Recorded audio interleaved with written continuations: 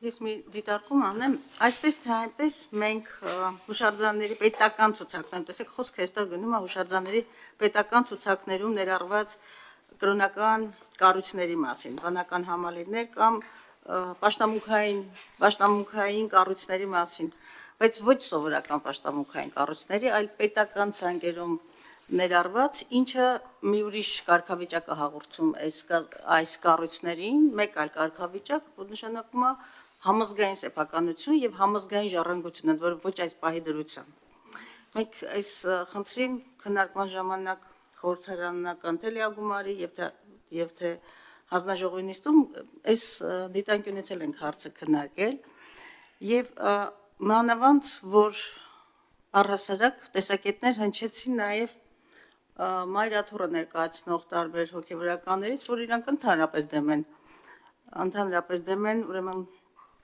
այս կառույցների, պաշտամունքային կառույցների, կոնկրետ իրենց հատվածի մասին են խոսում, եկեղեցիների, վանքերի, վանական համալիրների որևէ կերպ օտարման ենթակա դրանք պետք չլինեն եւ նաեւ մենք չունենք փաստը, որ երբևէ որևէ այս կարգի պետական ցուցակներում ներառված պաշտամունքային որևէ կառույց օտարվել է։ Այնպես որ այսպես թե այնպես այս նախագծով մենք սեփականության իրավունքի հետ բան ունենք, որոշակի խաչաձևումներ ունենք եւ մեղանչումներ ունենք, ես պարզապես օգտվելով առիթից մեկ անգամ եւս հնչեցնում եմ այն տեսակետը, որը արդեն հնչեցրել եմ, որ այս նախագիծը ըստ էության այսպես հիմք չունի, հող չունի իր տակ, որովհետեւ մենք նախադեպը չենք ունեցել, հակառակը ես այն դիտարկել եմ որպես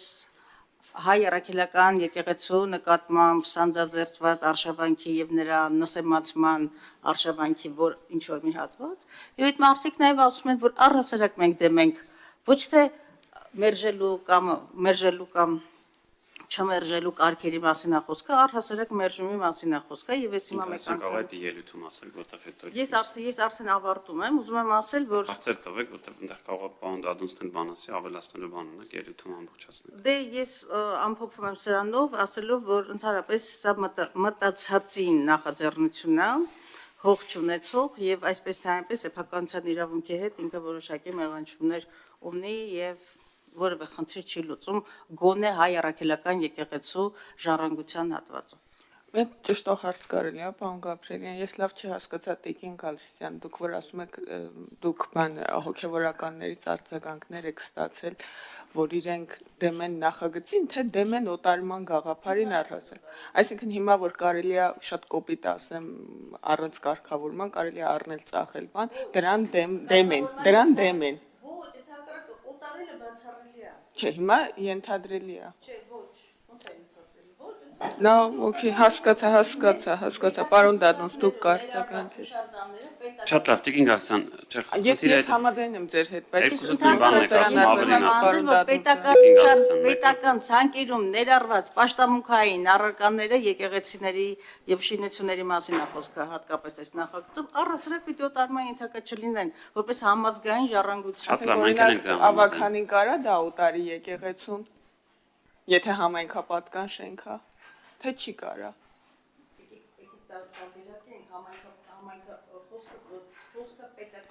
Չէ, այդ կապ չունի, կարա համայնքի պահպանական ցանկում ներառված եկեղեցու շենք է, որը գտնվում է պատկանում է համայնքին։ Այս դեպքեր կան հենց հիմա ընթացքի մեջ։ Օտարել նշանակում է նվիրել, կարա նվիրի եկեղեցուն, թե չի կարա։ Ձեր ասել